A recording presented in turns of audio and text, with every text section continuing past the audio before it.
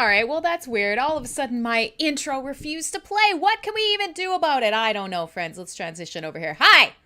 Hello. It's Fullforce Radio. I'm stoked you guys are here. So listen, what is that? What's going on? Why wouldn't my buffer music play? Questions upon questions upon questions, my darlings. But that's okay. It's fine. We'll make it happen. Let's just see one more time. Can it play? Doesn't want to play. Can it play? Right song? Play? Fullforce Radio by Tom Gent? Nothing. Okay, so today you guys have to deal without the cool double blast beats and the intro and everything that's happening. But hey, oh my goodness, so many fabulous people. I'm so glad to see you guys here. I've been lamenting recently that I've been missing some of my fabulous viewers, listeners, wherever you want to be, whomever you want to be, however you want to be.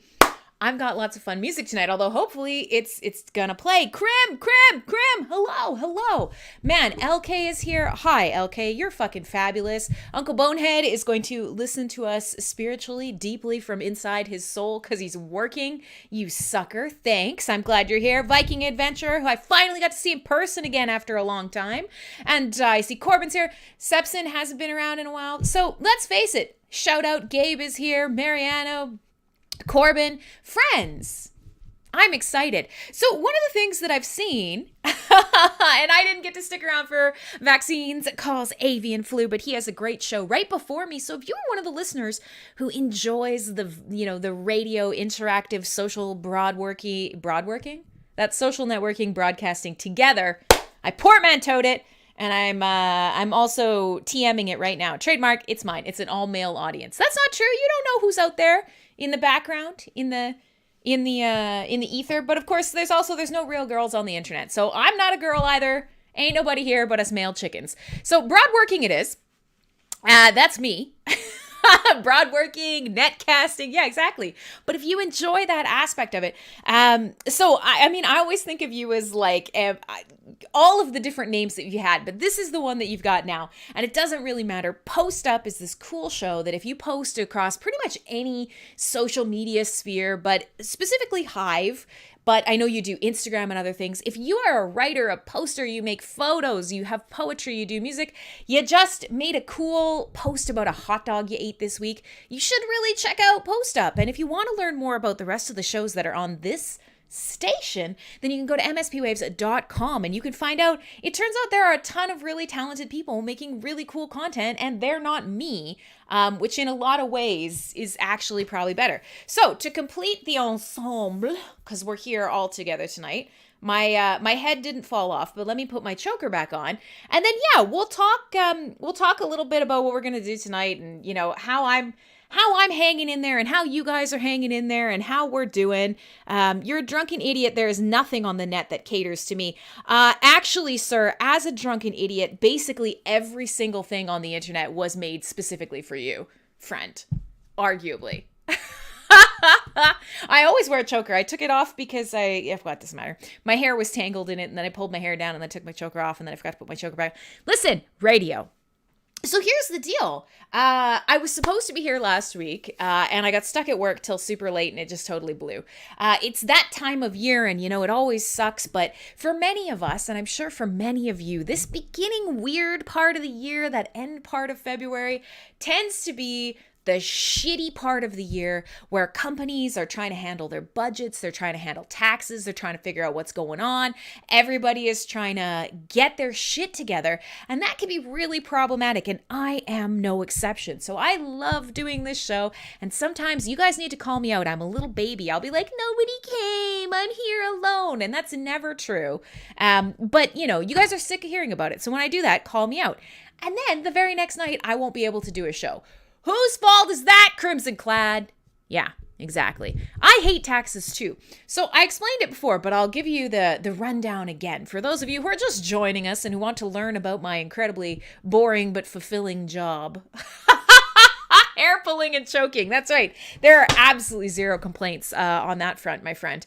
So here's the deal. I work for a company in the educational sphere. And believe it or not, that is one of those things where, I love that. I don't want kids of my own, and I'm not a huge fan of even other people's kids, but they're wonderful, just small doses, right? But I work in the educational sector, and one of the things that I do is I shape the I'm sorry to warn you. You have a metalhead who is actually shaping some of the content that not only teaches teachers, but that will be given directly to children. I am indirectly or directly shaping the future as we know it. And I find it incredibly fulfilling. But unfortunately, one of the things that I do there, not only do I, do art and photography and copywriting and website and graphic design and hey, thief. So, not only do I do that, the unfortunate aspect, and now that I have a true accountant here to call me out on my bullshit, is as an educational company, one of the things that we must do is when people buy our products or use some of our programs, we have to provide them with tax documents. Because think about it, at this time of year, many of you guys are saying, fuck you, taxation is theft and avoiding the government. And, cheers to you if you are. Let me ASMR you a little bit. Cheers to you. But many of you do pay your taxes in one way or another. You're, underpaying or whatever it is that you're doing, however it is you're raging against the man. And all of us have a similar thought here. You can write off lots of things. And one of the things that you can write off is educational costs in terms of things like tuition and educational costs. So, yeah, doing your best, but there's no way around property tax. Ain't that the truth, LK? I agree. Yeah, exactly. And for those of you, I'll hold up the beer in a second. But so here's the deal. What that means is we've got to go through all of the people that have interacted with us in one way or another over the course of the year with the company and yada, yada, yada. And then I have to pull all that out of the database. So not only do I have to do database and server management, I then have to do information aggregation and concatenation and all this bullshit to create a report that then gives me the details that I then have to write a script so that it shits out in a format that the government here will accept and that local governments all across Canada will say your name. Sepson, I already said hi to you. You are the cheapest drunk, you motherfucker. And so that's what I have to do is I have to take this data and I have to get it looking like the government wants it to look. And then I have to make sure that's done in time for it to be mailed out to all the people who just desperately want to keep at least some of their money back from the government, right? It's important. These are people who have spent money to better themselves by learning something, and gosh darn it, they deserve a tax credit. So, unfortunately, what that means is February, the last day of February, you must have those documents out the door. As somebody who provides these documents to people, you gotta have them out the door. And so I don't know if you guys were counting, but last week the show would have been on February 24th. The last day of February is 28th, which of course we had to get it done before the weekend. Long story short, I slept under my desk instead of doing Fullforce Radio. It was very sad, honestly. And now I'm here. So what are we going to do tonight? We're going to play a little bit of new music, some in-between music, and some of the stuff that, good for you, by the way. Anybody who isn't drinking, if you're just coming to the show, yeah, absolutely. And unfortunately, it doesn't work quite that way here, Ron, because I've looked into that with personal businesses and some sorts of things. But parts of my office here, and even parts of doing this show, because I claim it as an income, as part of my business, but I don't make any income from it. So I just simply put all of that on my taxes and write it all off. This room over here, all of this chunk of my mortgage gets written off. This chunk of my internet gets written off. These new monitors, this PC, anything I can shove in this room, I claim on my taxes, and I don't care.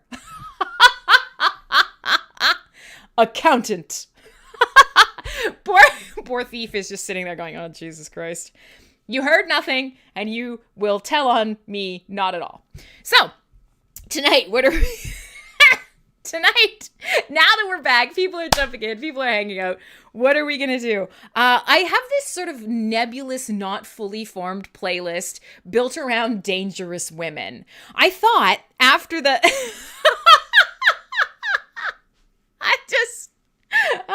I thought, well, hell, because if you were here for the Valentine's Day episode, I'm not saying it got a little misogynistic, but we definitely did play a Man-O-War song about keeping a lady pleasure slave or many lady pleasure slaves, and that all women deep down just want to be pleasure slaves, and it's actually much better to just not be a wife, but to be a kept pleasure slave. And, so I was thinking about this and I was like, maybe we should even this out a little bit. Yeah, Valentine's Day was fun, Seps, and I don't think you were here, but I did a great Valentine's Day show. And the fun thing about that is you can go back over YouTube and you can rewatch any show you want. And Twitch for about a month you can, Vim TV for about 2 months you can. So whatever you want. That's a corporate holiday. Now you see, that day, I'll tell you, that day that show aired, I said, I know what's going to happen.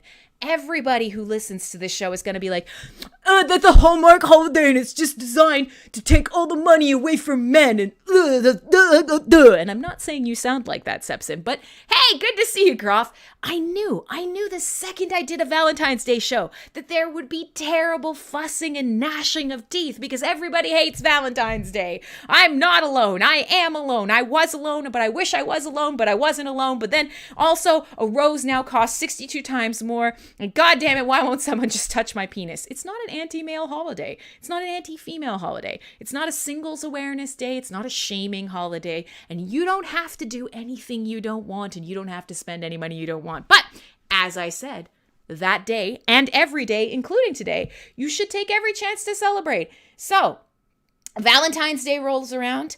You make a nice plan, light some candles, touch yourself, touch somebody else, and then the next day you go to the store and you get half-price chocolate. God damn it, that's worth a celebration, you bastards.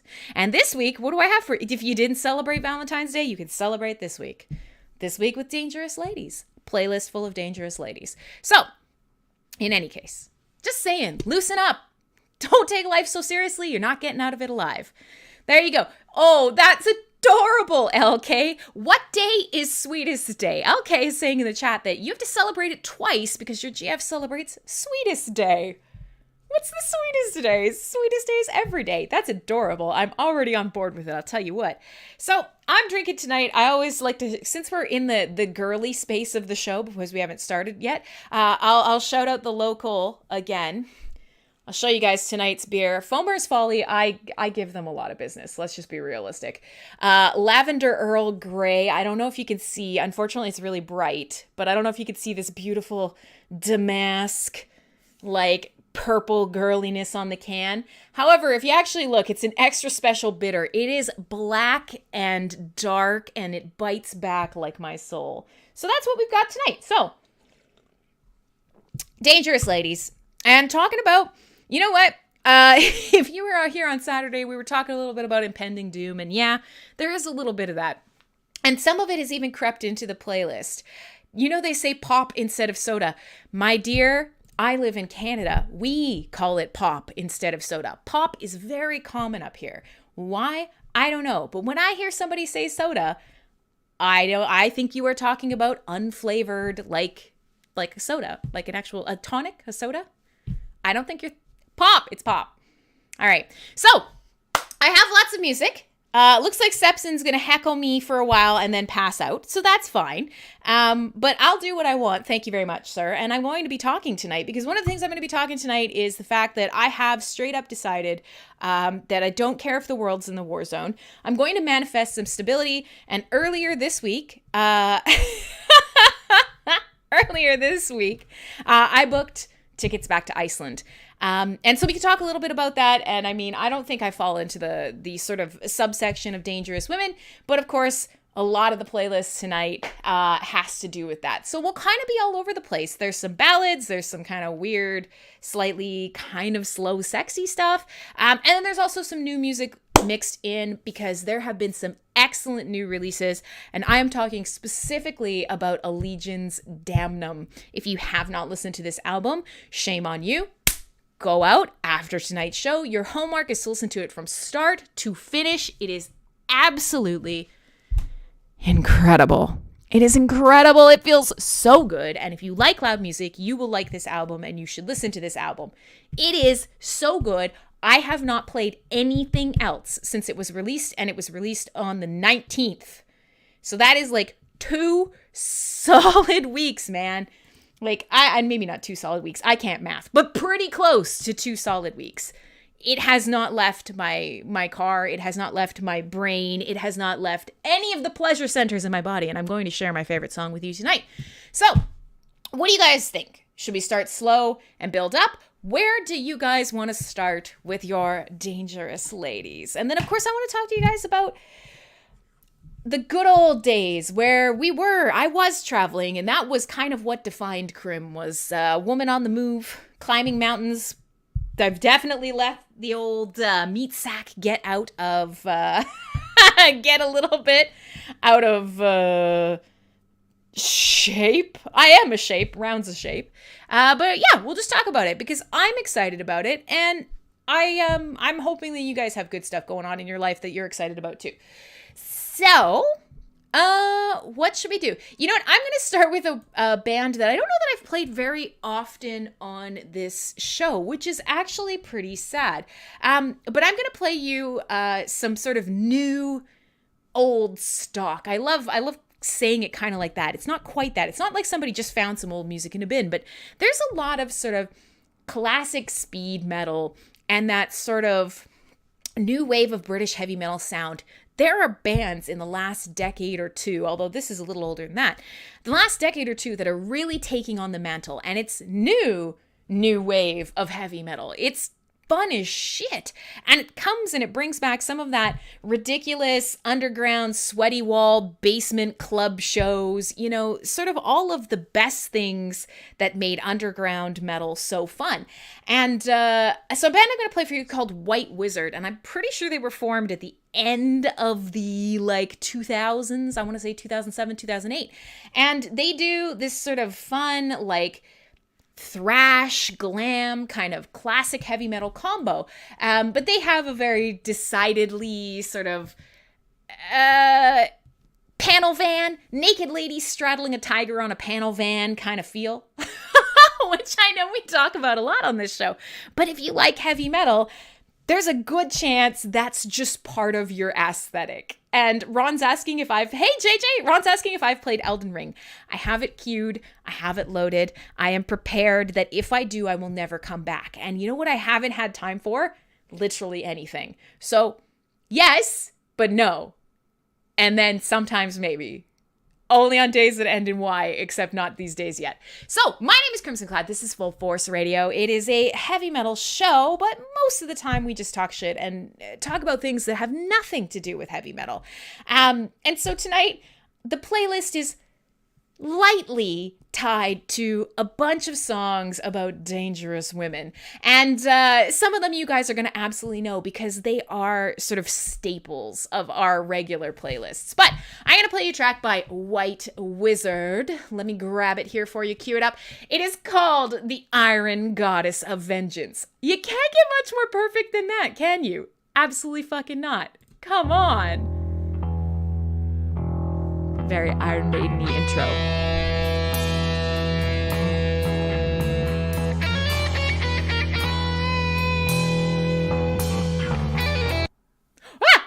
Or I could pause a song in the middle of it like a giant bag of dicks while I was trying to cue up the screen that's not my face. Let's try that again. Yeah? Yeah. Worst DJ! This guy.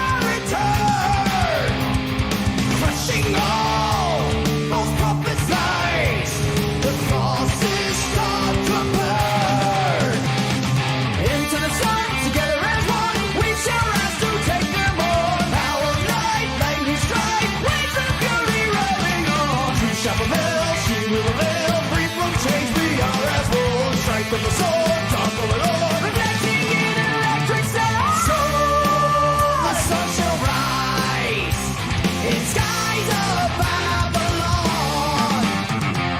Vengeance in her eyes, the goddess marches on. Machine of steel, a metal god, the beast that shall return. The devil's witch,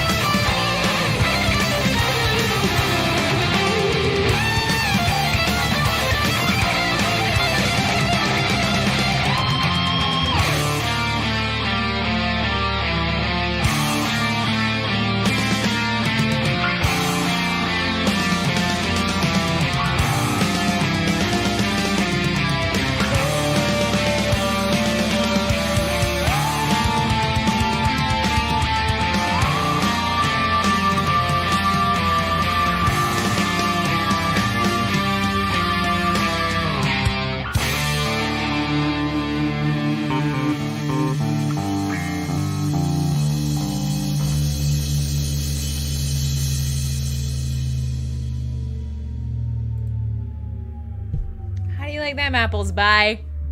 She rips. She rips. All right. So there you go. Hey, welcome to Fullforce Radio. My name is Crimson Clad, and we are getting into it tonight with Dangerous Women, and that was a track called The Iron Goddess of Vengeance. She was forged in flames and of devil's fire. A great track, and it's like, you know, you've got all these shades of the bands that influence it, and especially that bass line that is so reminiscent of all these new wave of British heavy metal bands. Very Iron Maiden-y, and yet not. You know it's not, but it's a good time nonetheless. Lots of great solos.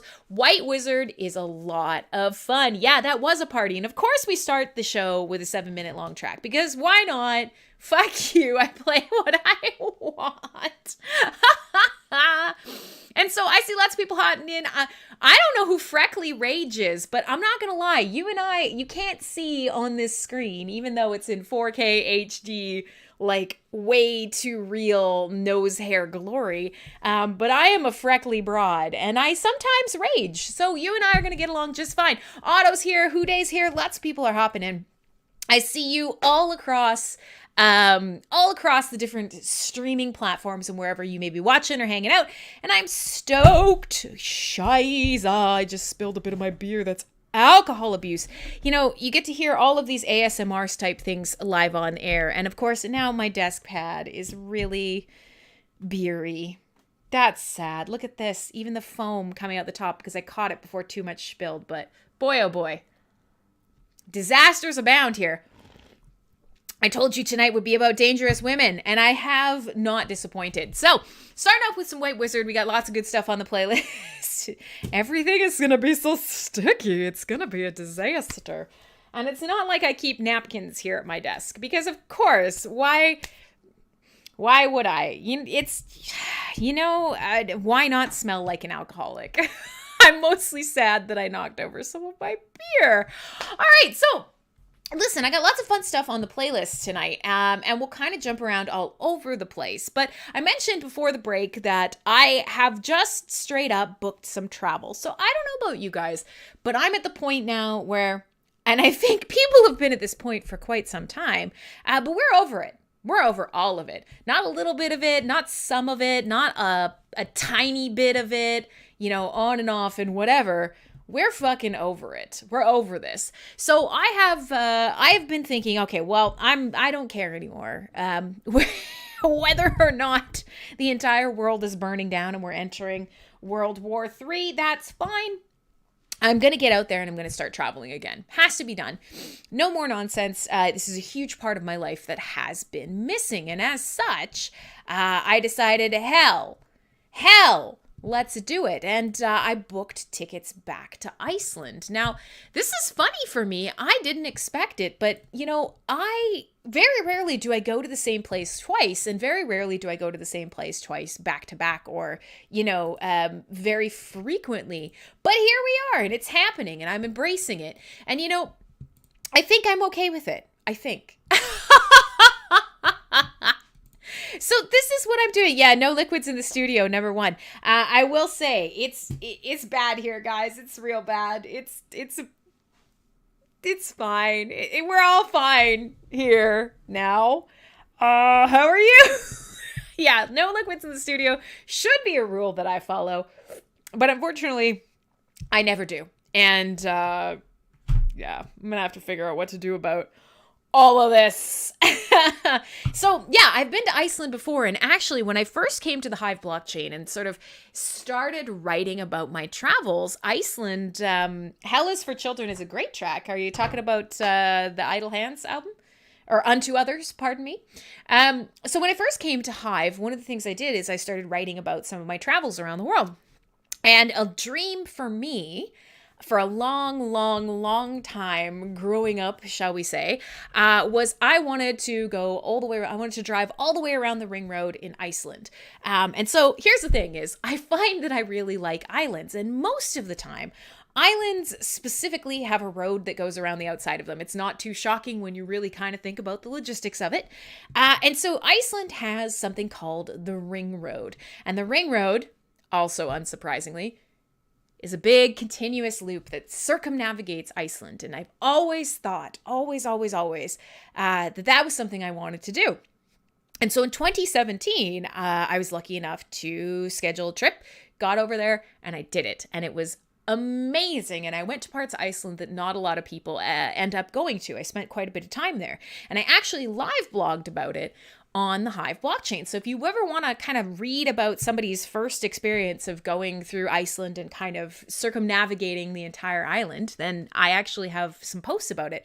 But it profoundly changed me. And that's saying something because I've been pretty lucky. I place a really high emphasis on traveling, and not everybody does that, and that's okay. My sister is the exact opposite. She doesn't want to go nowhere. She's like, pop me on a plane for 1 hour, drop me on a beach, I'm good. But for me, the world is so big and we are so small, and it is... For my purpose holds to sail beyond the baths of all the western stars until I die. That's it, man. I read that in high school and it's stuck with me forever, and it's engraved on all of my stuff. I have it on my wall. I mean, that is what I live by. And so, I've been to a lot of places in the world, and over the past couple years, especially, it's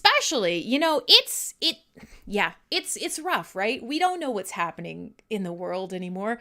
And after a couple years of being stuck at home and already feeling really inconvenienced about traveling and gathering and experiencing and exploring, that's it. I'm manifesting some form of stability. I have booked non-refundable tickets to Iceland for the sort of middle of the fall. And you know what?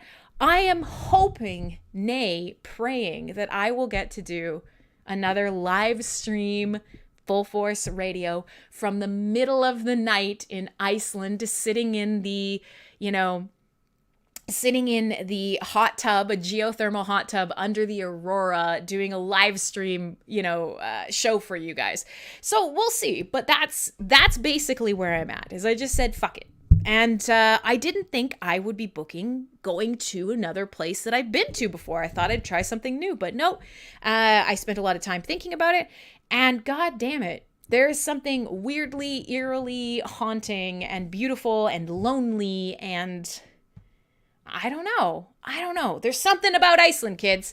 So that's what I'm doing in this upcoming year. And I'm hoping if you guys have big plans coming up, or, maybe even little plans. Big plans don't have to be big, but something that you're focused on going forward that doesn't have to do with COVID, that doesn't have to do with the fact that I guess maybe we're all going to be little nuclear splotches on the wall pretty soon. Just stuff to do with being you and stuff to do with just living. I want to hear about it. And if not, no big deal. I'm single-handedly going to end all wars and all instability because, god damn it, I'm going to Iceland. All right, so let's play some music, and then we'll chitty-chat about whatever you guys want to talk about over the course of the night. But yes, the dangerous women kind of idea is carried through a lot of the playlist. And one of the reasons that it came up was because there's a song... I can't put my hands anywhere. So if I'm even more hand-talky than normal, or you hear, weird gushes of air in the studio, if you're listening, a very ASMR, can you hear this thing? It's because my entire desktop is covered in beer and I can no longer place my hands on my desktop. So there's that. So one of the things that kind of brought this up for me is there is this song that is absolutely just ubiquitous. It's everywhere. Everybody's made a cover of it. It comes up all the time. You're saying that your daughter loves ASMR and she watches the slime videos. I would say that is my number one trigger video kind of thing. And it's a sound thing for me. I am telling you, oh my man. I cannot handle, these really beautiful little Asian women. And I'm like, yay. And then they pull out something like a tube of Jell-O and I'm like, no. And then they'll be like, I don't know. They've got some weird messed up food and they're like snorting it up one nostril. And I can't handle it. I'm telling you, I never realized that I have a sympathetic gag reflex or I was going to say, I didn't think I had a gag reflex, which is like da da da da da da. But then ASMR, and especially like mukbang ASMR, became a thing. And I'll tell you what, I can't. I can't. I won't. I refuse. It is not for me. I don't know about you guys. Now, tell me the difference for all of you. Tell me the difference. You're sitting, you're in front of your computer, maybe you have a bottle of Jergens, maybe you're just hanging out, and then you decide to pull up a video and watch this lovely lady make noises. What if that lady was sitting next to you in a public place? What if she was just doing that in the food court, or I don't know, where do you go to eat? Where does anyone eat food now with COVID? Nobody eats food. We just all subsist off sunshine and mangoes like 𝖕𝖊𝖆𝖆.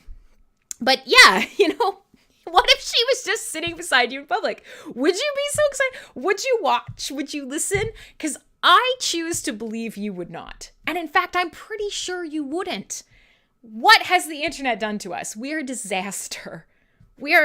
Honestly, we shouldn't and can't have nice things. And this is why. So here I'm still drinking my beer. Maybe I could drink the beer off of my desk. I'm not sure. You're saying that it's a beer spa and I should just embrace it and relax in it, but I can't. There's a lot. It's just a lot of beer here. I'm living in the beer. It's fine. Yeah, I'm with you guys. The internet has destroyed us completely. Terrible.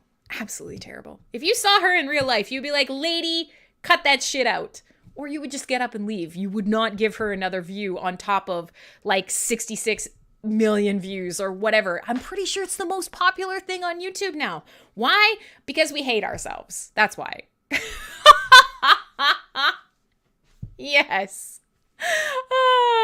Well, that's fair. Thank you, Gabe. There's a good outlook on it. Is, you know what? The internet may be the disaster that it is, but it brought all of us here together. And you know what? If you are first time hanging out here on Full Force Radio, or you are a listener that I have missed for ages and ages and ages, and you're just showing up again, either way, I'm stoked to have you in my life. And I will hopefully entertain you, but maybe I won't. I don't know. So, I was mentioning that there's this song that like everybody has played. And there are a bunch of different versions of it. And it's a great point. I'm talking about a song called Lady in Black. And I want to say that 𝖊𝖆𝖆𝖆 was the original version. But on tonight's playlist, I have 4 different versions, and we can pick one if you guys want to listen to one. 𝖊𝖆𝖆𝖆. Then who else have we got? We've got Blackmore's Night. Now, if you don't know who Blackmore's Night is, then obviously Blackmore, the guitarist. I'm sure if you dig down deep in your brains, you guys will know who I'm talking about. But yeah, Ritchie Blackmore, guitarist of Deep Purple, Rainbow. Just a few tiny little bands out there in the ecosystem, in the metal ecosystem. I want to say that he met Candice in like the late 80s. So Blackmore's Night was this thing where he split off and he started working with this woman named Candice Night. And all of the music that they make is very like medieval fantasy, like, whatever kind of music. It's very different than what you expect from Blackmore. Yeah, 𝖊𝖃 is the resident metal historian here. He knows more than me.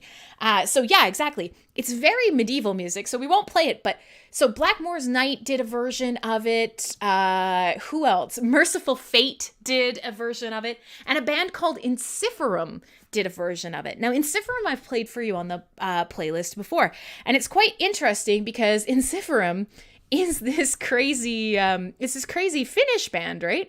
And they're all sort of, all of their albums are this Finnish war metal. They're very, they've created a bunch of albums basically about marching around the world and smashing people's faces in with hammers and in various degrees of, I'm just looking at all of the covers here, and it's like, okay, man on a ship with a spear, man stabbing a dragon with a spear, man running through the snowy tundra with an axe.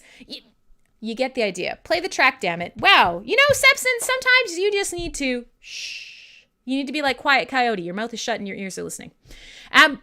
So the long and the short of it is there's 4 or 5 different versions of this song that I know about. And there are probably many, many more out there. It's a track that everybody heard by 𝖖𝖊𝖆𝖆 and decided this is awesome. I love this, and did their own version. So the song that I'm going to play for you guys is by 𝖍𝖊𝖆, and it is like a slower track. And it's very interesting because 𝖍𝖊𝖆, usually when I play music by them for you, it is harder, it's heavier, it's more upbeat. Yeah, Quiet Coyote. And listen, if you don't get Quiet Coyote, and if you're listening, I'll try to describe it to you. It's just a stupid little shut mouth thing. Quiet Coyote's mouth is shut, his ears are listening. If that doesn't work, then you get Shut Up Slug. There's no cute preamble for that. It's just a finger like this. That's Shut Up Slug. Try and be Quiet Coyote. Okay? So... we're going to play Lady in Black. I'm going to play it by 𝖍𝖊𝖆. But if you want to dig more into this, type Lady in Black and you will get a trillion versions of this song, and they're all excellent. But in 𝖍𝖊𝖆, I have to say, you guys know I am very passionate about Finnish metal. Ridiculously passionate even. And so I'm going to play this version. And the reason that I'm not going to play the Merciful Fate song is because I actually have another Merciful Fate track on the playlist tonight. So let's do it. Let's do Lady in Black, the version by 𝖍𝖊𝖆 here on Full Force Radio. This is not a crazy heavy metal song, but we will have some loud stuff to follow after this. I'm going to try and figure out how to mop up this beer while we are listening to Lady in Black. This is from an album called Suomi War Metal.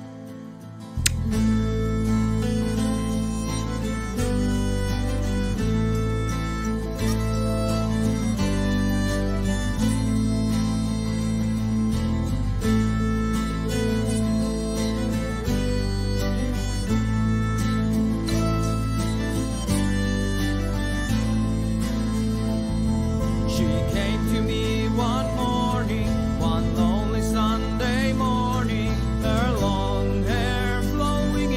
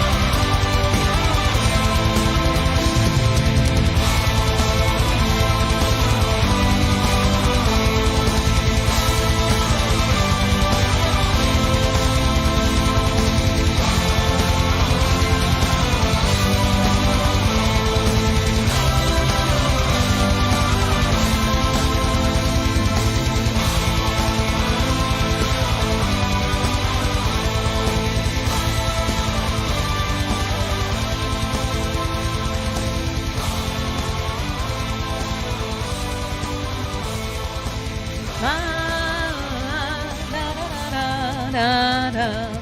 There you go. So, we'll let them fade out. Dangerous ladies in black cloaks wandering about on battlefields, bringing you hope as you realize that war and conflict turn men into animals, but you still have to fight on, and, you know, she's gonna be out there marching around in battle, so best you pay attention. Hey! My name is Crimson Clad, and yes, that was indeed 𝖔𝖊𝖆𝖆, and bless your baby heart, your adorable lax, that 𝖔𝖊𝖆𝖆 might be a little bit too much of a logo for you. And you know what? That's fear. Yes, exactly. Crim, get me horse so I may trample down my enemy. Absolutely. I have to admit that track opens with some real bangers, man. I begged her give me horses to trample down my enemy, so eager was my passion to devour this waste of life. Delightful. All right, so, you know, we're having fun here tonight. It's Fullforce Radio. I thought I'd show you what I did with my beer. This large this large splotch is beer. It's not supposed to be there. So we'll just put that over here for a second. Hang on. I don't know if you can wash a large mouse pad desktop cover, but we're gonna have to give it an attempt because I done fucked up. Yeah, it is a good version. Thanks, Mariano. So the E in 𝖔𝖊𝖆𝖆𝖆 a little, how you doing? Yeah, all right. Well, that's fine. That is a good version. And so what I'm going to do is on the playlist, I am going to have all of the versions, every version, all of the versions that you want. So when you do go back later on and check out this magical, delightful playlist, it will have all of them, including the 𝖖𝖊𝖆𝖆𝖆. Yeah, it does look like a mushroom cloud. Are we feeling a little fatalistic up here in chat, guys? You know, listen, we could talk about war, but oh god, it does. This is like some fucking, what was the thing with Tuskegee? What was the thing that hit in Siberia? This might be it. Oh my god, this is the Winter War right here. You know what? Let's put that away. Alright, so I predicted a nuke with my beer. I didn't. I'm sorry. Also, I didn't wash my hair, so I'm very greasy, and I'm trying to figure out a way to keep my headphones on to keep the grease out of my face. Tunguska, thank you. Tunguska. See? LK knows everything. Me, I'm just that drunk broad on the radio. Speaking of dangerous women, forget handing out swords as a basis of government. Dangerous women spilling beer and predicting nuclear fallout. It's how we go. It's how we do. It is what it is. All right, so you've been binging Reddit for a week or two. Nope. Okay. Let's have a quick aside here that's the opposite of dangerous women. And is it looking fly? All that volume? All that volume is grease, is what it is. It's kind of very something about Mary. I don't know if we could do it, but we could try.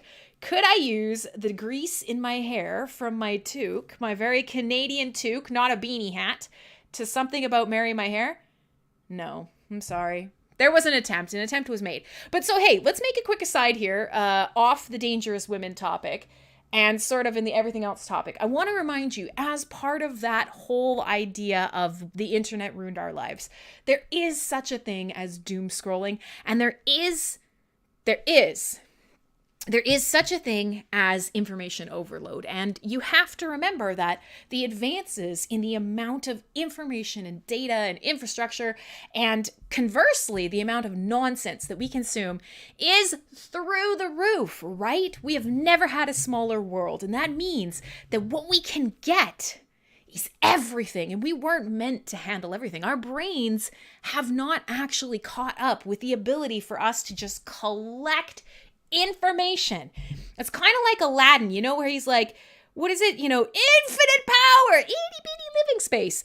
That's what our brains are like. So just remember that.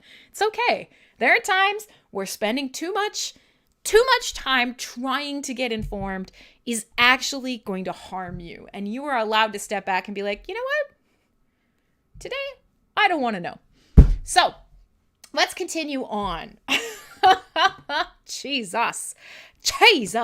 Yeah, you know, I mean, honestly, the world is in rough shape. But trying to pretend that this is a new thing is obviously wrong. And, it's very difficult because, and we're not going to turn this into a political show, but it's very difficult because obviously I am a Ukrainian sympathizer. My family is made up of Ukrainian immigrants who came to Canada fleeing Russian-created famine.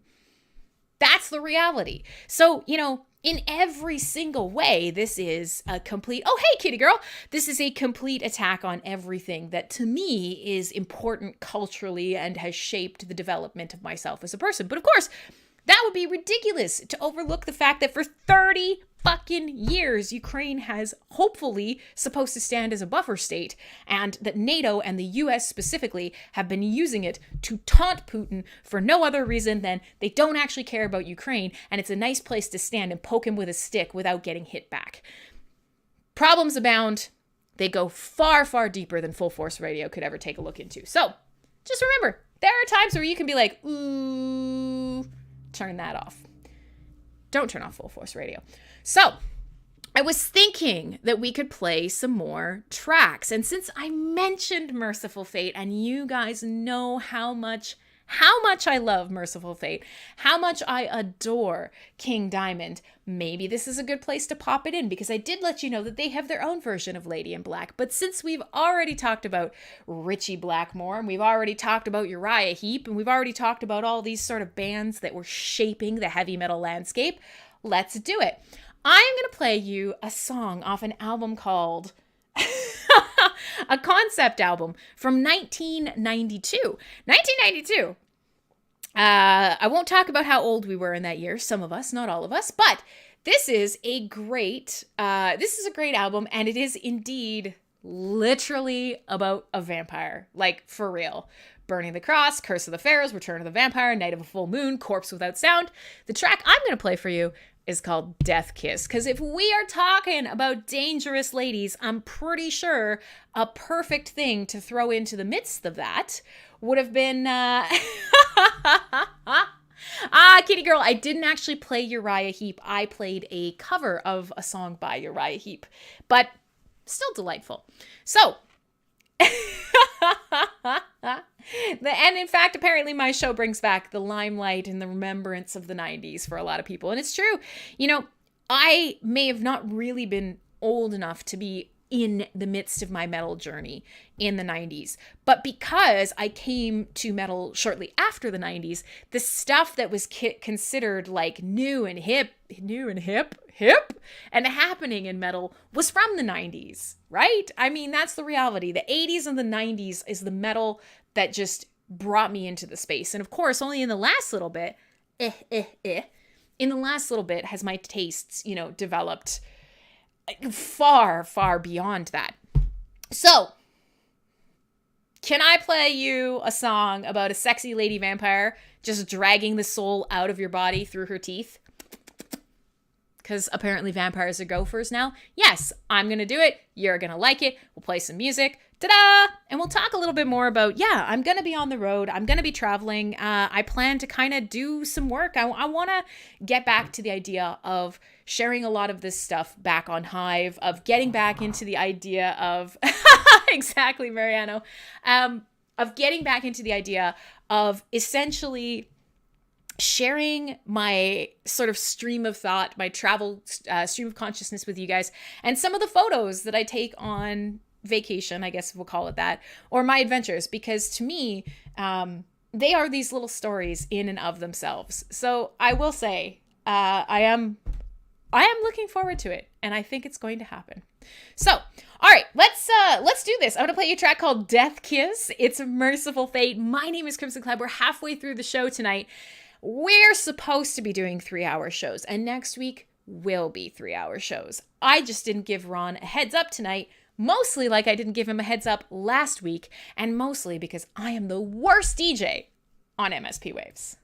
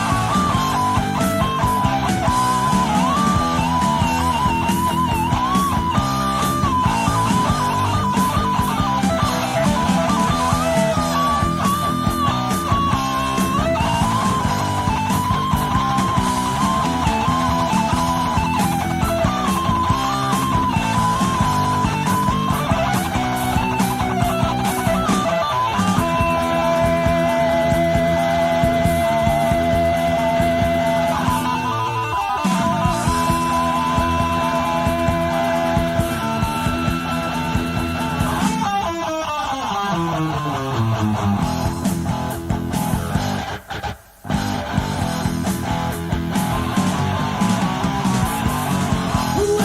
is upside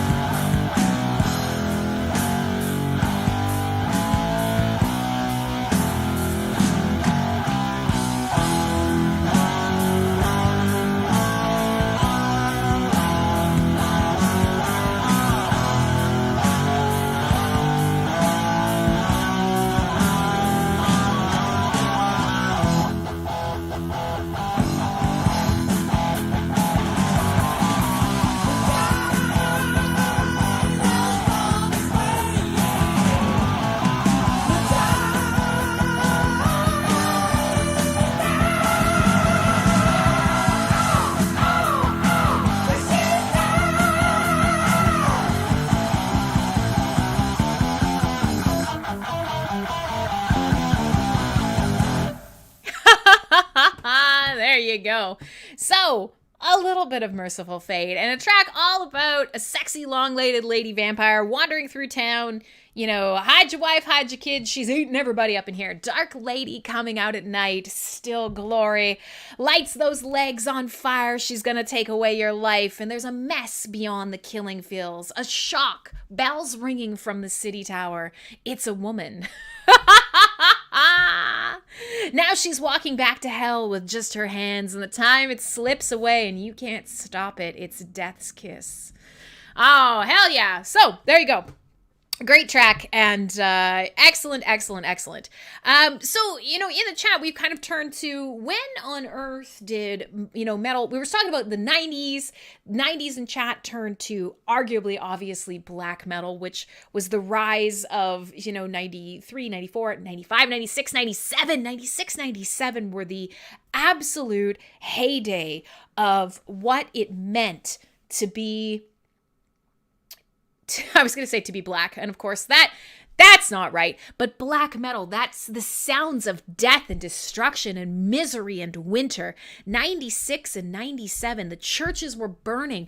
People across Norway and across Europe were polarized by just all of the stuff that was happening. They were pushing back against, you know, Christian religion that had overtaken pagan sites, but largely they were kids living in places where the winters were long and they were unnoticed or disincluded, and they formed these little groups of outcasts and they hung out in dark record shops. And yeah, you know, if you're looking for the place where Satan first kind of hopped into music, you have to look way, way back. And I'm not talking about the Elvis days where everybody's like, look at his pelvis, he's using his penis, he's a man of the devil.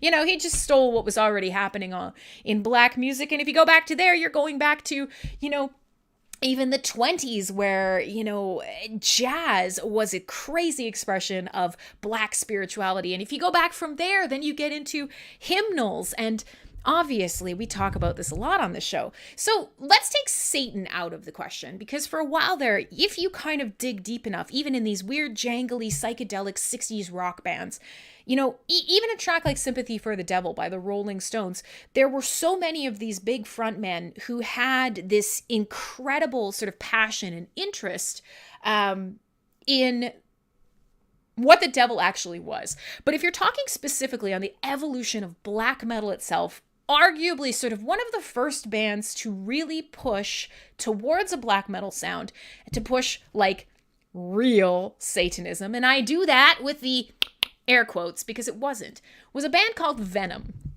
And, you know, they came across the pond and they were talking about Satan and everybody lost their ever-living minds. Venom was a big deal. But, you know, if you're looking for that place where white nationalism really started to creep into the black metal scene, I would argue that it really was Varg. And part of that is not necessarily because Varg even knew that he was going to go looking for this.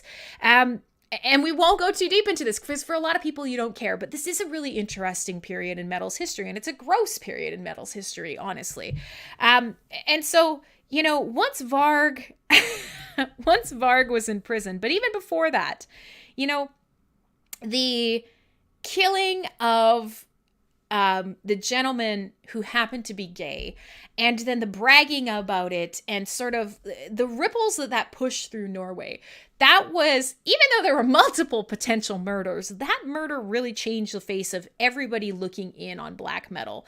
And so he went to prison as a gay basher. And yes, LK, absolutely. He found Nazism in prison. So who talks to somebody who is a piece of shit? Who wants to deal with someone who is a murderer, who is an outspoken nationalist, bordering on like incredibly problematic? He had never gone out of his way to specifically say like anybody who's not me sucks. But that's what he believed. He believed true sons of Norway, blonde eyes, blue hair. These are the sons of Vikings, the bloodlines that are being, you know, especially in areas of metropolitan Europe, were getting pushed out by more immigration and different cultures and different ideals. And, you know, pagan churches were rolled over by Christian iconography. Varg is a textbook narcissist. Yeah, absolutely. And so think about that for a second. So he goes to jail and he's been bragging about how he's incited children around the nation to light churches on fire. He's talked about how proud he is that people are killing gay people and that, you know, he would commit violence again. Who reaches out to a man like that in prison? Especially somebody who's literally spreading the word that I believe that Norway should be for our people and the proud Viking heritage. Who's going to talk to that person in prison? Yeah, the fucking Nazis. And it wasn't just that it wasn't necessarily a Nazi gang, Gabriel. And in fact, he really didn't spend time with anybody in jail. He actually was approached by a group outside of the jail. And he started writing these crazy manifestos. And he started writing these like this book that was very disjointed, and he started feeding this information outside Nazi groups, outside white nationalist groups. So we don't get way off track, because I've only got an hour left in the show, and we don't need to jump into this again, but maybe we will do another show on this. The long and the short of it was, Varg was sitting in prison and was very upset that people were not paying attention to him. And to this day, he still feels like that. He was incredibly upset that people didn't care about him anymore now that he was in jail for being a shitty human. And so what he did is he found the people, he found the people who would listen to him. And it turns out the people that want to listen to someone who is a murderer and who is a piece of shit, and whether or not they are a creative, incredible musician and artist, he found the only people who listened to them, and it turned out it was a bunch of Nazis. And unfortunately, from there, that spiral and that descent, that idea of the glory of that Norse history or pagan religions, there was this really this really sort of ugly undercurrent, because there's absolutely nothing wrong with being completely enamored with your cultural heritage or somebody else's cultural heritage. But there certainly is something wrong when you start saying, I'm the best and you better die for it.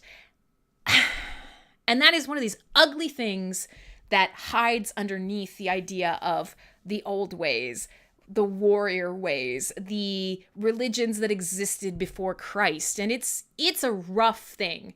Yes, that's the book. He's a piece of shit, and he uses a bunch of shit like the Sun Wheel. A long short of it is, black metal now has actually made an incredible split with a lot of these things. And some of the long-term players in the black metal scene, most arguably somebody like 𝖍𝖊𝖆𝖛, have split from a lot of this type of music. And so whether or not you care about, Satanism or white supremacy or that kind of thing in the metal scene, a lot of the groups that were in the center, just the absolute thick of it in the 90s now are like, it's gross. And that's not what we're doing. We make really cool fucking music. We made cool music then, and we're making cool music now, and we have nothing to do with this. And this isn't necessarily what black metal is. And that's the truth of it, right? It's like anyone. You eventually learn that not only do you separate problematic artists from their art, that's a decision that you have to make. Sometimes you have to separate problematic artists from art as a whole. And so the easiest way to look at black metal is not to immediately think everybody that likes black metal is a Nazi. All black metal is inherently Nazi. All black metal is devil worshipping. That's not the truth. And in a lot of cases, especially now, a lot of these groups that shaped and created black metal in the 90s have nothing to do with that. And it's unfortunate that that's the legacy that black metal continues to carry. Now, with that being said, metal is still full of shitty, shitty people. But the world is full of shitty, shitty people. Don't associate with shitty, shitty people. That's my advice to you. Crim's life lessons on Fullforce Radio. All right. So that's not fun to talk about. Fuck that shit. Let's talk about something else. Dangerous ladies and whatnot. Didn't I say that to you guys we would... Oh, I love it. Oh, Kitty Girl's always making the coolest stuff. The blood of my enemies. Feels good, man. So... yes, Mexican black metal bands that favor the Aztec culture. I have got a couple of those, and I've got actually two great new tracks on the playlist tonight, and one that actually might even play into this. 𝖊𝖆𝖆 is another great example, and in fact, I can indeed recommend some reading for you. I know most people. Hang on. Okay. If you want a really good sort of, if you want a good overview on this is not the Bible. There's so much more than what's in here. But if you are looking for a good read, forget the movies, forget what you've heard, but do read Lords of Chaos, the Bloody Rise of the Satanic Metal Underground. This is an excellent, excellent book. And if you go through the first little bits of it, let's go here. Sympathies for the Devil is the first chapter, and I'm pretty sure that starts talking about specifically some of the early bands that kind of in the late 60s and 70s even. So like Witchcraft is one of the bands that's mentioned in here. And this was one of those sort of like very Manson family vibes. I don't think you guys can see this, sorry. One of those Manson family vibes, beautiful women doing strange sacrifices. And, this really kind of brought that satanic theater to the forefront. Anton LaVey with his Church of Satanism was just on the rise. Venom really was probably like part of the first sort of, I don't even know how to explain it. The first sort of rise of, how Kiss brought corpse paint to the mainstream and everybody thought it was crazy and cool, but they really just kind of stole it from other places and other things. But yeah, of course, King Diamond and Merciful Fate in there as well. And then 𝖊𝖆𝖆, I'm trying to think about who would be there. Yeah, Celtic Frost is another. Long story short, if you're interested in any of this stuff and you're just looking for a cool read, this is an excellent read, Lords of Chaos. And it basically, what it does is it goes through the history of Satanism in black metal. a lot of it really isn't serious. And it kind of chronicles how kids looking for something to do, essentially, which is really what 𝖕𝖆𝖊 and these other guys were. Kids looking for something to do took a hold of an idea in music and created the idea that that could be expressed audibly, the sounds of pain and winter. And that became their lifestyle. And some of them took it very seriously on a personal level, and some of them took it very seriously on a level of theater towards the world. And so Euronymous was the one who took it personally internally. 𝖕𝖆𝖊 was one that took it personally to put out there as a big piece of theater, and it resulted in multiple people dying and the world changing forever. And while this is probably a little sensationalist, the history and the research that went into this is absolutely excellent. And it does indeed actually touch on at the end of sort of things after 𝖕𝖆𝖊 is in jail, and talking a little bit more about what happened with the rise of his zines and the way that he was still reaching out to contact people. It talks about Nazism as well. So highly recommended. Excellent read. Very, very, very interesting. Talking specifically about this. All right. Satan's done. Kick out Satan. Bring back the ladies. But so what I will do is I do have a couple of it's worth buying the paper copy. It's a beautiful book. There's lots of really cool old photos in here, scans of like old zines that somebody put together in like their basement. It's good stuff. So let's do this. I want to play some new music, and I mentioned to you guys that 𝖍𝖊𝖆𝖛𝖞 was an album released by illegion recently that's amazing, and I've been playing you every single single off it. Every single single, the single that singled your single to single and single. I heard you like singles, so I put a single in your single. But I'm sorry. When I get talking, I never stop talking. It's part of the allure of this show and also the danger of this show, and you just get used to it. So with that being said, we can either play the illegion track, or there was another album that came out recently, and it's really quite interesting and it's quite good. It doesn't exactly fit the playlist tonight, but I like playing new releases for you guys anyways. And it's by an Indian band. And I haven't played them for you guys in quite a while, but there are some really great tracks on this album, and I thought maybe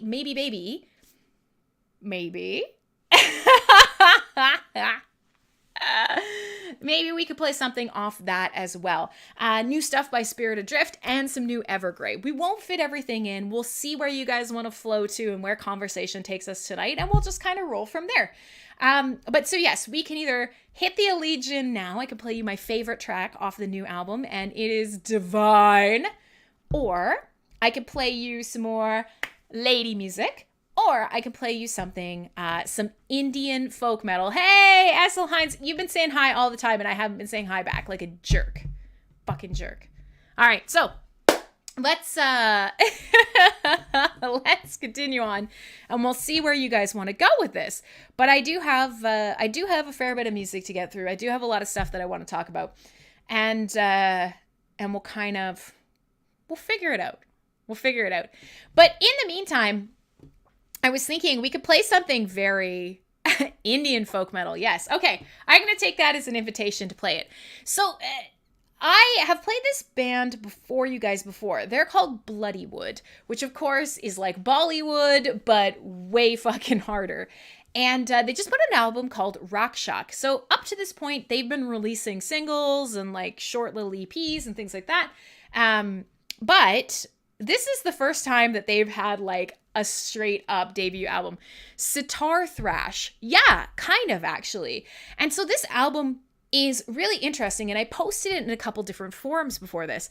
This album to me is really interesting because specifically, most of us here and most of the people listening are from North America or are from Europe or Australia.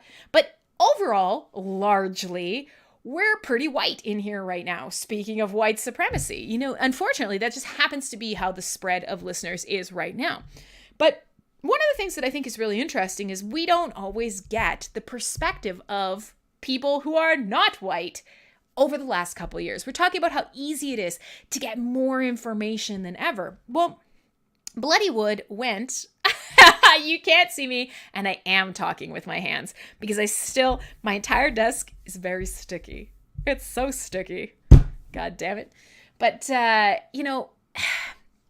one of the trickiest things is we don't always get the perspective of people who are from a totally, totally different continent, culture, skin color, whatever, religion than us. And one of the things that I think is kind of important here is we don't get a lot of voices like this who get elevated to the front of metal. There are a ton of Indian bands.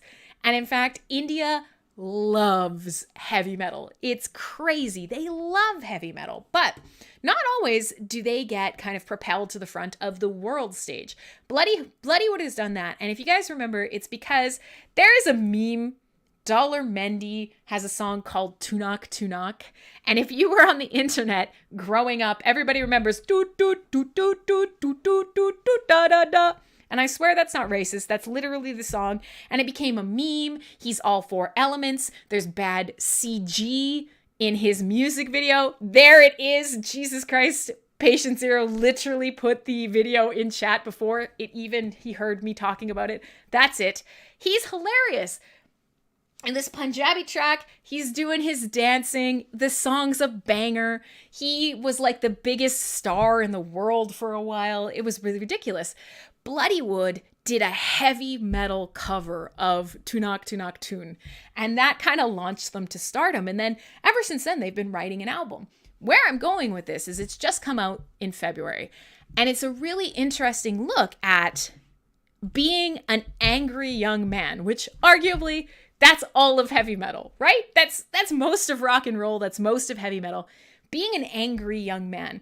But the flip side for these guys is they are angry young men in India. And the things that they are finding most important or the perspectives that they have are a little different than ours. For sure. Hey, Clay! And so it's very interesting because there are songs on this album about COVID. There are songs on this album about, world war. There are songs on this album about geopolitical tension. There are songs on this album about journalism and the degradation of journalism. And it's all coming from the perspective of people living in India. Young men who are angry, yes, but in India. And so the track that I'm going to play, heavy metal used to be such a sausage fest, and it's not necessarily humor. There's so many things to talk about that is going on all over the place. But yes, heavy metal was a sausage fest, and it's not necessarily anymore. It's still male dominated, but it's not a big deal. And there are tons and tons of female fronted bands, and I've actually got one on the playlist tonight that I may be able to sneak in. But so 𝖭𝖏 𝖭𝖏 𝖭n, they did that. Everybody was like, Indian heavy metal. Unbelievable. And finally, they've come out with a full album. Now, there are a number of tracks on this album that I could play. They're actually all really good. And I thought about playing one that sounded really specifically Indian, the sitar thrash, as Ron said. But I'm actually going to play a track that's actually kind of the opposite of Dangerous Women. And it's a track called 𝖍𝖐 𝖍𝖐. And I will throw it out there. It's a track about being a young man and growing up in an India where women are not safe. And it's not the traditional type of thing that heavy metal is written about. This song is written about living in a place where it's common to be raped in the streets or attacked. And this track is about wanting to break that. Bye, good to see you, thanks for coming out. Not wanting it to be unsafe for women or men. Wanting to break a culture that is inherently, in a lot of ways, sick, unfortunately. Good people in India don't rape people in the streets. But it is a place where there are so many people, and the violence that's there is very different than what we might experience over here. And to hear an entire song written about the anger and the rage that you feel at the country around you and what's the norm, it's very interesting to me. And it's really effective. So I thought I'd play it, and we'll see what you guys think. So is it the most like tick tick tick tick tick tick tick tick I don't know, Bollywood sounding thing on the album? Absolutely not. Is it a powerful fucking track? You better believe it. The literal opening line talks about punching your fist through a rapist's face. So, you know, vibe check on Full Force Radio.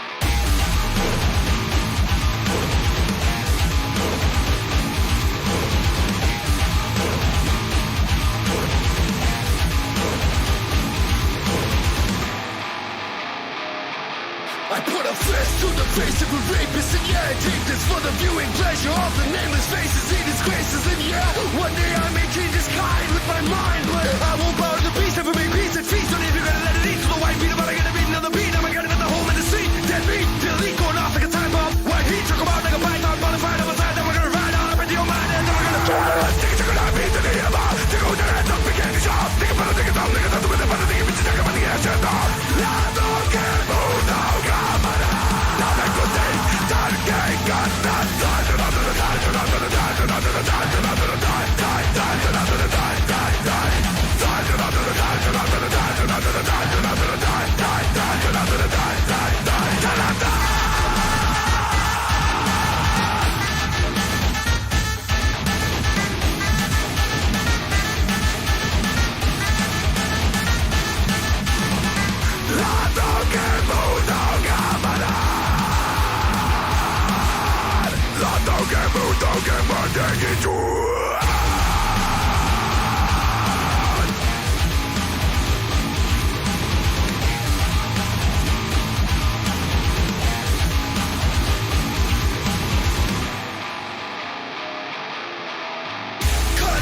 baby, get with it or get gone. Got you in my sights, motherfucker, it's a headshot. You up on the spot and you start to run. Yeah. No man, yes oh man, need no man to always so man can't be when it's been away. But man, you see for yourself to get involved in talking all in, do more parts of war. Can't talk to them, we leave it raw. Bloody galore, we clean out the core, we do it for her too. Sanity up in the patriarchy and we love it.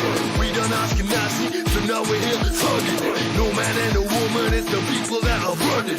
Listen for that engine, cause now we gon' be gunning. I take it to the beat, to the hammer, take over the hands up, begin to shop, take a better, take a dumb, take a dumb, with a better, take a bitch, take a money, ass, and off. I don't care, move now, come on, don't make good day, don't get got that, die, to the die, to the die, to the die, to the die, to the die, die, die, to the die, die, die, die, to the die, to the die, to the die, to the die, die, die, to the die, die, die, die, die.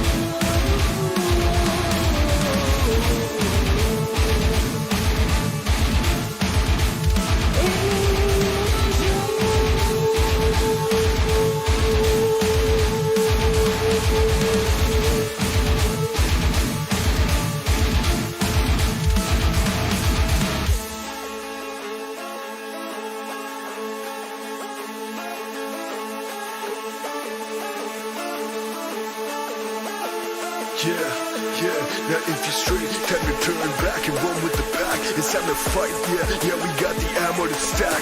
Fuck every man for himself, it's every man for every man and everybody else, everybody else. I raise a fist for the nameless faces. He disgraces, raise a fist for the nameless faces. He disgraces, and yeah, one day I may change his kind with my mind. One day I may change his kind with my mind. Raise a fist for the nameless faces. He disgraces, raise a fist for the nameless faces. He disgraces, and yeah, one day I may change his kind with my mind. One day I may change his kind, but until then.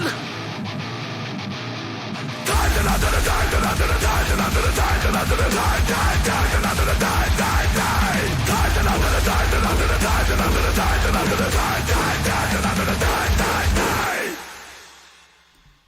there you go. Hell yeah. Hey, Rebecca. Hi, hip hop phantom. You may have noticed, not exactly hip hop on the docket tonight. My name is Crimson Clad. This is Full Force Radio. Good fun and some heavy metal for everybody. So that is... I'm sorry. I knew for some people that might be too much. Trigger warning, whatever. Have an awesome night, Corbin. Yeah, and actually that video... So the video for that track just came out as well, and it's pretty powerful. It's got a bunch of women dressed as like Kali Ma running around. It's got a bunch of trigger warnings on it, and also epileptic seizure warnings, because of course. But yeah, that's an intense track, and you know, take away the parts about violence against people on people, and the most important part that you think away. The most important part that you take away from that track specifically is, this isn't every man for himself. This is every man for everybody else and everyone. And that's the reality of it, is the only way that we start being cooler to each other is to actually just man up and do it. And the only way that we protect each other is to step up and do it. And it turns out if everybody's on board and everybody just wants to make sure that we all live our best lives and have a good time, it happens. But it doesn't happen without a fight. So, in any case, that is one of the most probably, I want to say controversial tracks on the album. But it's a great album nonetheless. And when you think of a place like India, or you think of other places in the world, you don't always think of the fact that they maybe, you know, get to have free expression in the same way that the rest of us do. And that's, again, horribly racist, because it depends on where you live in India. But, I mean... being a young man there and going through the last few years of, they were not saying die, they were saying dana dan. What that translates to, go fish. Maybe it is that. But overall, it's a great track. It is a shockingly positive message buried inside some pretty violent language. And no, it's not that controversial, Clay. But the reality is anytime we call for violence, we have to be a little careful on how we do it, right? But that being said, it's one of, well, who are you triggering? I mean, you can laugh about it, but I mean, anybody who's been raped probably doesn't feel pretty cool about it. I had to think pretty hard about putting that one on the playlist tonight for myself and for everybody else. But that being said, not a big deal. It's a great album, and I highly recommend you listen to it. And actually, some of the tracks that I've played on the show before, like 𝖭𝖕𝖆 and some of the other ones, have been released on that album now. So they actually have a true, full album out. And if you're interested in some pretty heavy-hitting Indian metal, Bloodywood is the way to go.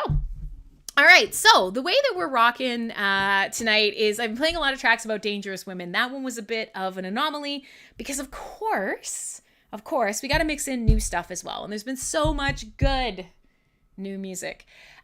So I have some weird, slow, doomy, uncomfortable tracks as well. I've got a track by Midnight, who if you guys might remember, I played a track called Sex Witchery for You by Midnight. That's very about basically about a succubus.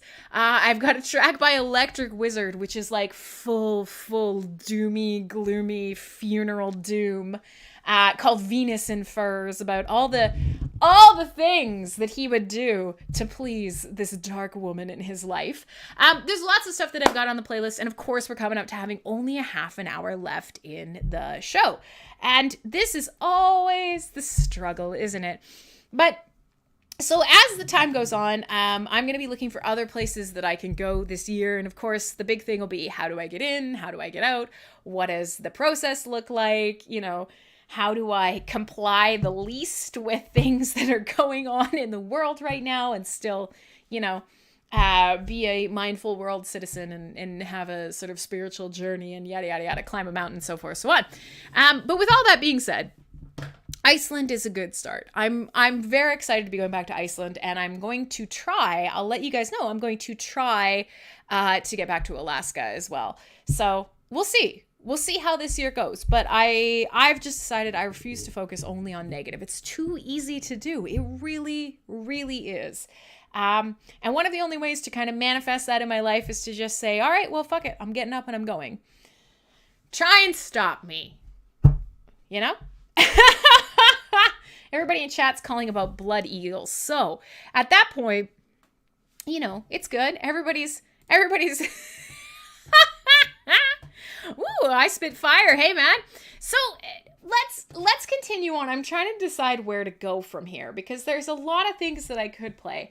And Ghost just released a new single too, and it is incredible theater. It's not really metal anymore. It's hardcore over the top arena rock. But I thought if you guys want, we can try and play that new single as well, because one of the things, if you were here a couple weeks ago, we were talking about the new look. Ghost is a very ridiculous theatrical aesthetic band, and you know, they kind of use satanic imagery as something that is part of their story that they tell on stage. And one of the things that we mentioned the last couple weeks is that the new ghouls, the new members of the band, are now looking sort of Nazi-esque. They're very jackbooted, steampunk, you know, like gas mask wearing, you know, I don't know, nameless soldiers now. And it's quite funny because, well, it's actually quite sad. I don't know that anybody knew that we would sort of be in the position that we'd be in. Or maybe they did. Maybe they did. And maybe this was a very purposeful choice. But the single that's just been released by Ghost is called 20s. And it's talking about what this next set of years is going to look like. What are we going to be doing? We're going to be hustling for pennies. We're going to think we're just making it rain, but inflation is out of control. You know, our ability to make money is out of control, but we are completely absorbed and consumed by this process of what is happening. We're being lied to by the media, etc. And this is a Ghost single. They are not a very sort of rock the boat band, which is a hilarious thing to say about a band that literally wears, you know, zombie pope costumes on stage. So we've got that we can play tonight as well. There is a smorgasbord of music, my darlings. So wherever you guys want to go, whatever you guys want to do, as long as it fits inside of like as long as it fits inside of 20 minutes or so, we can do it. So why don't we do that? Because one of the things about Ghosts that I appreciate, and that not everybody does, it could rub you the right way, it could rub you the wrong way. Incredible songwriting and incredible storytelling. The music isn't always what you expect, and it is very much designed to be titillating in an arena kind of setting. So why don't we do it? It's weird. It's brand new. It literally was just released yesterday. Ain't that the truth, Clay? You know, it's funny because I actually was talking to my mortgage advisor the other day, and I was telling him, I'm like, hey, I want to get in on some debt swapping, which sounds very rude. This is like, this sounds like accountant porno, don't get me wrong. But I was like, I want to get on some debt swapping. And, you know, I've got not that much debt left on, you know, my house. I'm planning on paying it off soon. But what I'd like to do is trade some of it for serviceable debt. You know, if rich people can essentially put all of their debt into baskets that earn them money on taxes, why the fuck can't I? And he was like, well, you know, a lot of these strategies rely on you not panicking and working towards this for the long term. And, you know, the markets, if they're volatile, you might not be ready for that. And in my head, I was thinking, you know, I'm in crypto, friend. Absolutely nothing in the market phases me anymore. I truly do not care. I love that you think I'm concerned about the world markets, but my dude, I'm in crypto. I am used to my portfolio value changing by like triple, by like thousands, tens of $1,000s in a day. I'm used to it. It's fine. Go on, mortgage market. Scare me. Like, for real. Come on now. So it was quite entertaining that he was telling me, you know, you gotta be careful. You can't be too emotional. And some of these strategies, they might not be for everyone. And I'm like, if we're all gonna die, can it increase my debt? No, here's the thing, Patient Zero. Essentially what I do is I take the debt from my house, and rather than it being debt in my house, it is debt where I buy stocks. And yeah, exactly. Buy them cheap and stack them deep, Clay. But so the idea is instead you take it You buy stocks.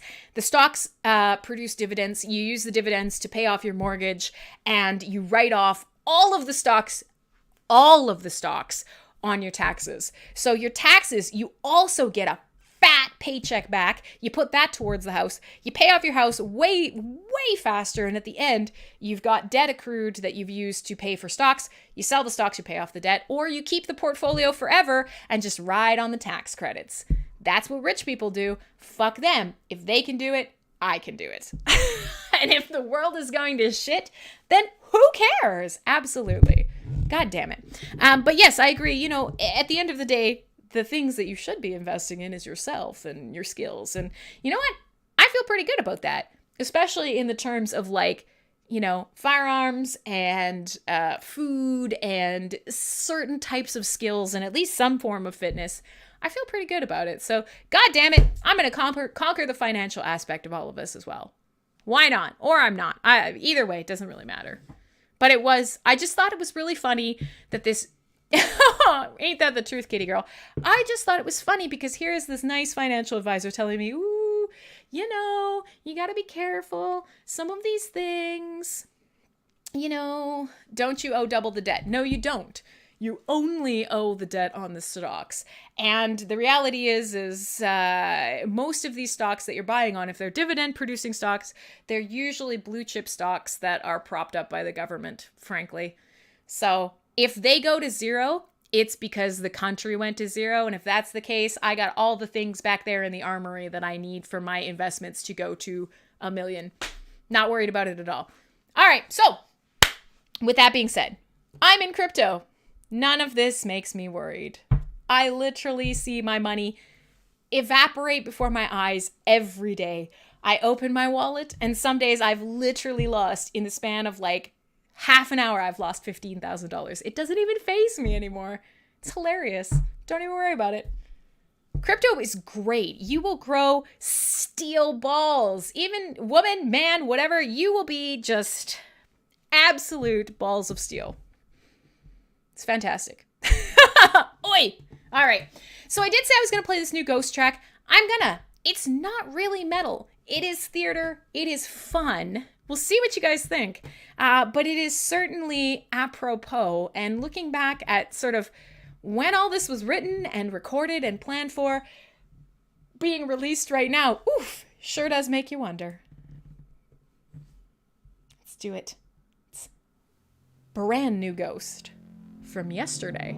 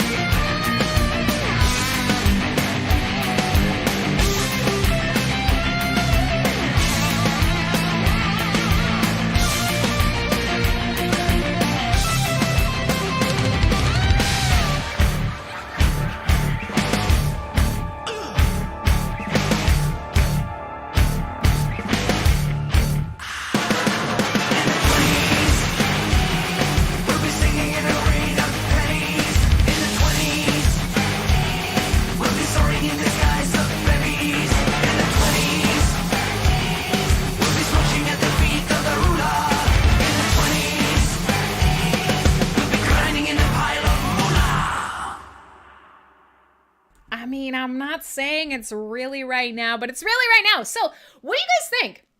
This is absolutely, I guarantee this will be one of those things that will be very divisive. Some people will like, some people that won't. You started drinking coffee that costs like $1 a cup. Am I part of the Illuminati now?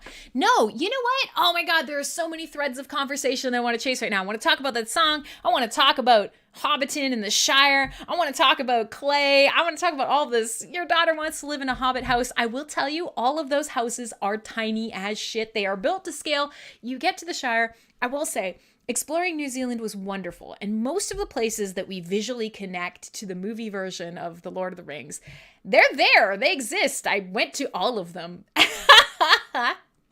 And the Shire, obviously, is the only like movie set that's kept day to day. And I went on this rainy day and nobody was really there. And then the sun came out and it was magical. And I had a ginger beer in the Green Dragon Inn and I sat in front of the fire. It was delightful. But I will say, one of the things that I kind of want to talk about, and I think it might be a Cyberbuzz show, maybe it'll be a Full Force radio show, but I think about this a lot, and I talk about this a lot in my sort of professional lecturing life, and also even sometimes in my Hive sort of speaking tours, and that is brand story matters, and your connection to brands matters. And ginger beer for ginger. Yeah, it's true. So, you know what? You're drinking coffee that costs $1 a cup. It tastes good. You're getting it probably from a local distributor, whatever the case may be. There's a reason that you're paying it, and that's okay. Don't ever let somebody kind of tell you that you can't spend money on nice things. And the reality is where you can cut corners, you should. You should absolutely take care of yourself and your financial well-being. But there are certain things that for you, for whatever reason, it connects with you, it holds true to your values, you're going to want to spend more money on it. I know for a fact, for me, it is my toothpaste, it is my shampoo, it is my deodorant. I want specifically made in Canada, all natural, no fluoride, yada, yada, no packaging. And in fact, I actually literally have it right here. The Tanit, this is what my shampoo comes in. It's 100% compost. Like, this matters to me. So I pay more money for that. And you will find those things. You will find the things that matter to you, based on your values, based on what you can spend, based on the places that you're willing to compromise to, and your whiskey, atta girl, kitty girl. You'll find the places you want to compromise to build a better life that better aligns with your values, your wants, your needs, your goals. So, no, you're not in the Illuminati for that. But speaking of the Illuminati, let's talk about this for a second here. The lyrics to this track are something else. Listen up, Hatchet Man. Set your controls for the heart of the land. Tell them all it's time. You're the next in the chain of command. An apparition. You direct the course for collision and suspicion for the Reich to come to fruition. In the 20s, we'll be singing in a rain of pennies. We'll be soaring in disguise of bevies. We'll be smooching at the foot of the ruler, and we'll be grinding in a pile of moolah.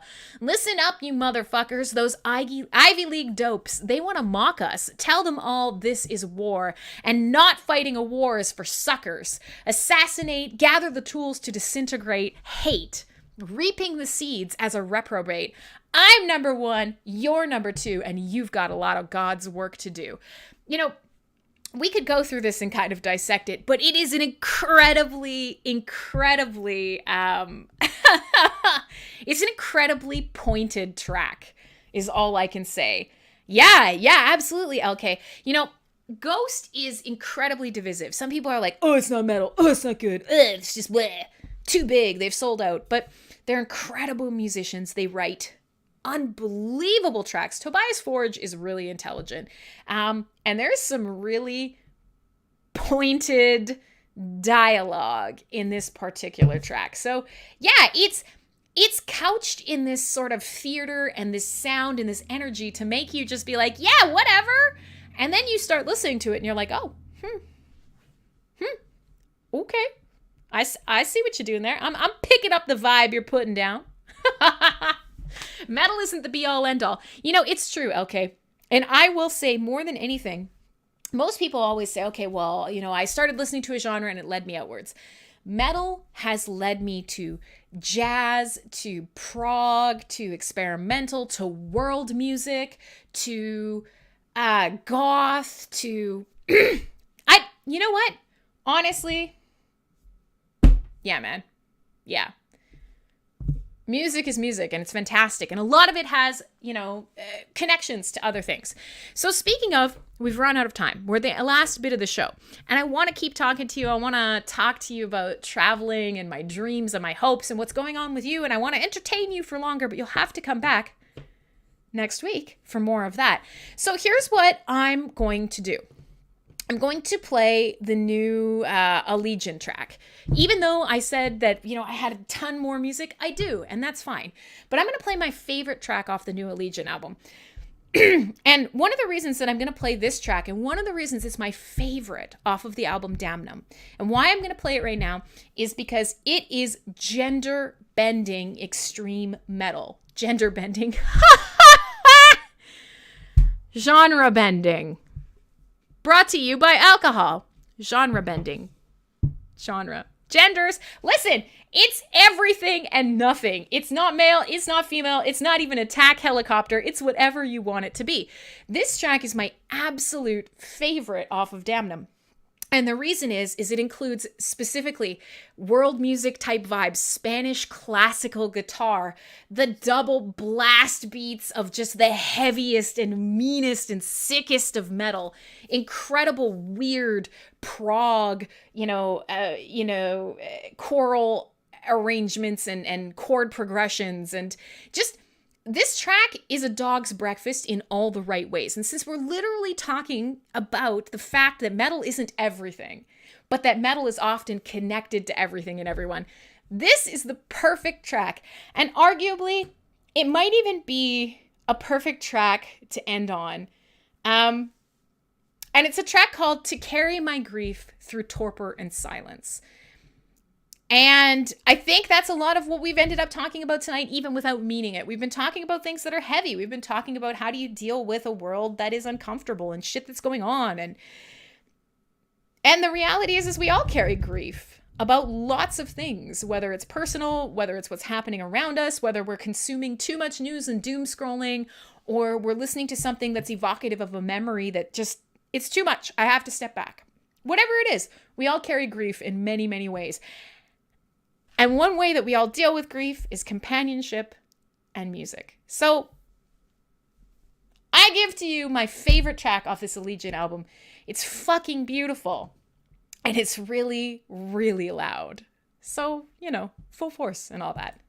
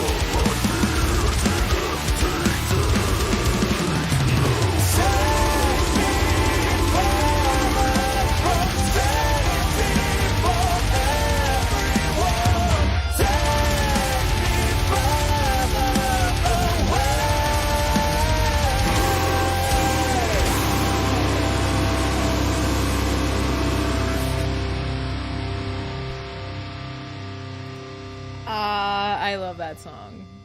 I love the whole album. Listen, we have come up to the end of the show, and I'm going to go briefly over, but I'm also going to say goodbye right here, because for people who are listening on MSP Waves, the radio is going to cut me off real soon. My official show is ending.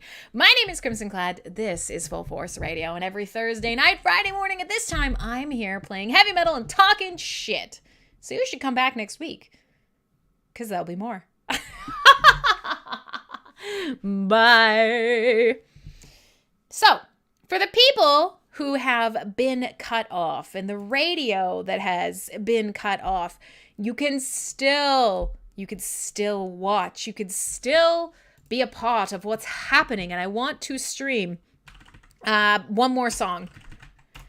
But my keyboard is sticking. So if anybody is actually watching or listening elsewhere on one of the other places to listen, I had one more song that I wanted to play, but now my keyboard, God, is completely stuck. Gonna play an Iron Maiden track, and the G key is let's see if we can do it. Gonna play an Iron Maiden track. There we go. So before the night ends, I do have one more song that I want to play, and that is indeed a track of an Iron Maiden B-side. Now, obviously, I'm a huge Iron Maiden fangirl, and I always try to end the show with Iron Maiden if I can. And given that, Dangerous Ladies were on the playlist tonight, thanks, Rebecca, that we have to sneak one more track in, and so we'll have to see if I can get my keyboard. I have to take all my keys off and try and clean it before next week. But so Damnum is great. Listen to the whole album. But yes, everyone's an Iron Maiden fangirl. It's true. You gotta listen to Iron Maiden, baby, with me. Ooh. But so Iron Maiden released an album called The Best of the B-Sides. And there is some weird stuff. If you've ever gone through this album, and not everybody has, there is some weird shit on the Best of the B-Sides. And if you were here a couple weeks ago, I played an Iron Maiden cover of Led Zeppelin, Communication Breakdown. But if you go through enough of these tracks off the B-Sides...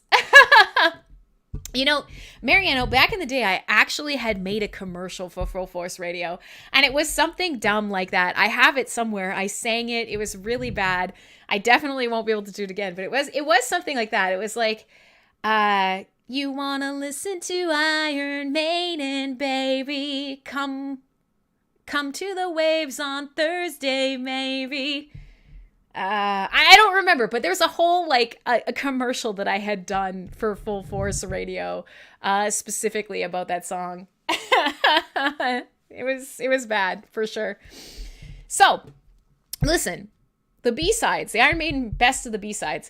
There's some weird stuff in here, and if you go digging around, you will find some tracks that maybe you've never heard before. And one of them I am going to use to squeak in to the actual full finish of tonight's show. Yeah, I actually recorded a bunch of different commercials for Full Force Radio, and then something changed about the station and we couldn't use them anymore.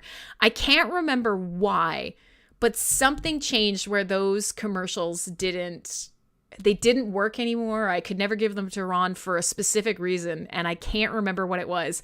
But I remember being like, I just fucking recorded this bullshit, and now I can't even have it on the waves. Like, are you fucking kidding me? Yeah. Toss a vote to your witness. Someday we'll do a Crimson karaoke version of everything. I'll open a submission list in my Discord, and you guys, I changed days. You're right. Maybe that's what it was. I don't know what it was. Something changed and it fucked up all my commercials. But yeah, you're probably right. I don't know if it was Full Force Friday, but for a while there I was doing a show with Sir Quark on Fridays, and he was really mad at me when I decided to do my own show. He really didn't want me to do my own show. He wanted me to do a show with him forever. And we had a lot of fun, and we did some good shows, but what can you do? I didn't try to blame you, Ron. I didn't say, Ron wouldn't let me Ron wouldn't let me hand in my advertisement. I didn't say that. Don't be like that. Don't be that guy. So, all right. But yeah, we'll do Crimson Karaoke where you guys can submit something you want to hear me sing, and I will have veto power because this will go on the internet forever. And I don't really want to have that happen, but I'm willing to take suggestions and see what ends up happening. So the track that I want to play for you guys on the idea of tonight is sort of a femme fatale playlist,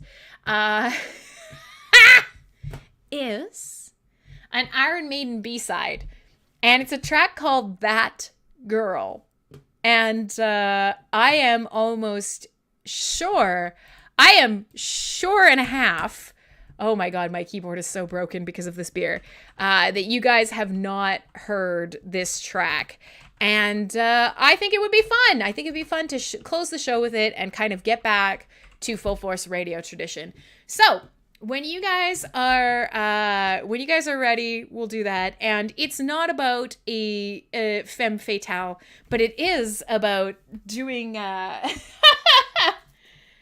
going out and committing violence in the name of a woman, which honestly, it's probably not worth it, but it is what it is. Sing Lords of Acid Pussy. Yeah, that, or maybe like Call Me Christ Maggots at the Party. It'll be good fun. Let's do it. You're fairly certain you've heard every Iron Maiden track. I don't think I'll shock you, but maybe, I don't know if you've listened to the B-sides. I'm not worried about it. Have some fun. Play some Iron Maiden. Life is short. Eat the cookie.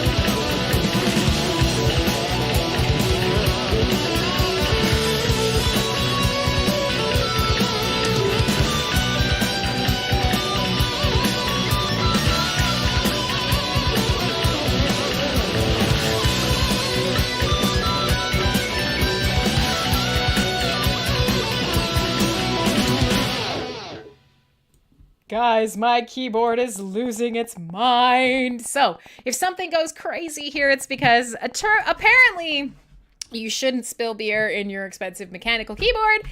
And now my entire screen is just like, rah! So that is a good indicator that I need to cut it off. We've already officially ended the show, but there you go. Off the best of the B-sides, that girl. Ridiculous, but fun. I hope you guys had a lot of fun tonight. Yeah, there were supposed to be more Dangerous Women songs on the playlist, but as per usual, we went on a bunch of tangents. We talked about a bunch of fun stuff. Yeah, gonna have to pop off all these caps. They're all cherries. They're so nice. I'm gonna have to pop it off and clean it and see if I can save it, but she not looking so good, kids. But yeah. Next week, we will do more new music, old music, good fun stuff. I am so excited. I keep telling you guys about this. I'm hoping it will be soon, but I am having a box set from one of my favorite thrash bands. It's being sent from Greece. It's the first repress in a limited series after like fucking decades. I'm waiting for it to get here. I want to do the unboxing live on air with you guys. I want to put a whole show together around it. I'm just waiting for it to get here, so I don't know when it will be, but someday soon. Anyways, next Thursday, more metal. Next Saturday, a Saturday, Hive, cyber shit, synthwave, ridiculous philosophical topics about whether or not we're all going to die when Skynet becomes active. Listen, we have a lot of fun here, and if you had fun tonight, I would love for you to come back next week. I've missed many of you, but it was bumping. I saw so many people across all the streams. Whether you chat or not, I value that you're here. I hope you're entertained, and even if you don't like heavy metal, hopefully I can think of something that you guys want to talk about. Maybe. I don't know. More beer. Yeah. More beer in my mouth, not in my keyboard. But next week, maybe we'll have a little bit more chitty chatty. We'll figure it out. You can always be guaranteed that there'll be loud music and a good time. As for me, I'm done for now. If you want to find more good fun stuff, go to mspwaves.com. You can find the full schedule with all of our fabulous DJs. And if you want to be a DJ, did you ever think you could do that? You can totally be a DJ. We really love creative people who want to talk or play music or share their passion with others. So if you think this is for you, don't rule it out. Have a lot of fun. More dangerous women in black cloaks. Agreed. Bring me all my horses. Go home and listen to Lady in Black and listen to Allegiance Damnum and come back next week for more